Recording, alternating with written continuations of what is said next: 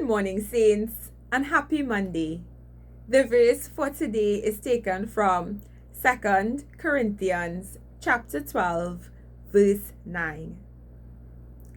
And he said unto me, My grace is sufficient for thee, for my strength is made perfect in weakness.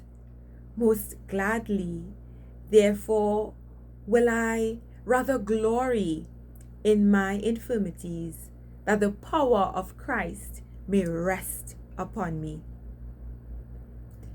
First, let me take this opportunity to thank you for the love and the support that you've shown me over the years. And I also want to wish you a healthy, abundant, prosperous, and spirit-filled 2025. So, I have adopted today's verse as my verse for 2025. I have decided that this verse is going to set the tone for my entire year. And I chose this verse because I can relate to Paul. I had a very difficult 2024. And I felt like I had several thorns in my side. And so we see Paul, a faithful servant of God, crying out to God and asking God to remove this obstacle, to remove this thorn in his flesh. And with each request, God says no. And God responds by saying, My grace is sufficient.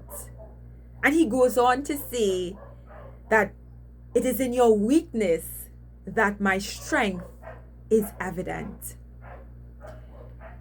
Now, what stands out to me is that we cannot escape hardship on our walks with God. We are going to face very challenging seasons.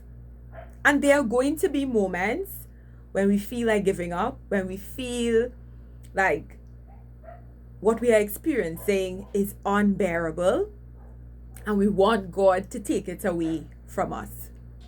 But God, in his response to Paul, provides a solution.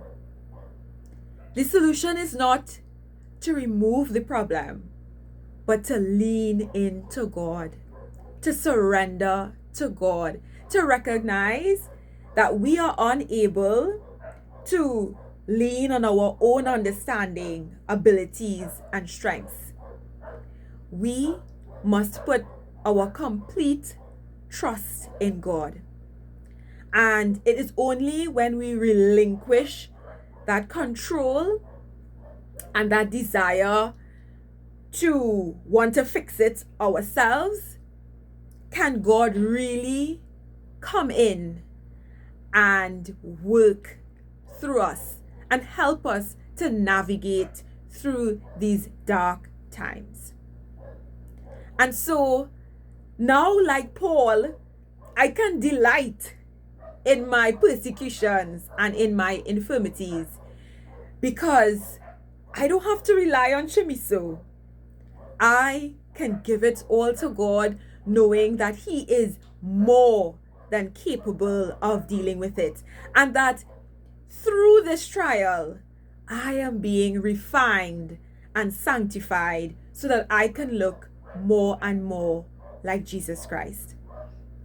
And so, if you had a difficult 2024 and 2025 has already been chaotic and stressful for you, I would encourage you to let go.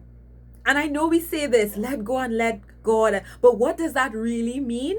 Well, it means that every time those negative, intrusive thoughts enter your mind, that you counteract that with the word of God. That you spend time pouring out your heart to him.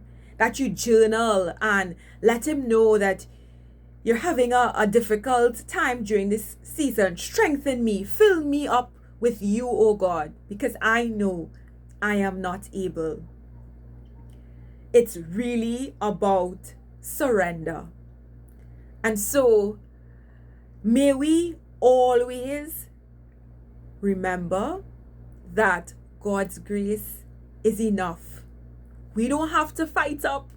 We don't have to fight our own battles. God's grace is sufficient. Have a blessed day, a blessed week, and a wonderful 2025.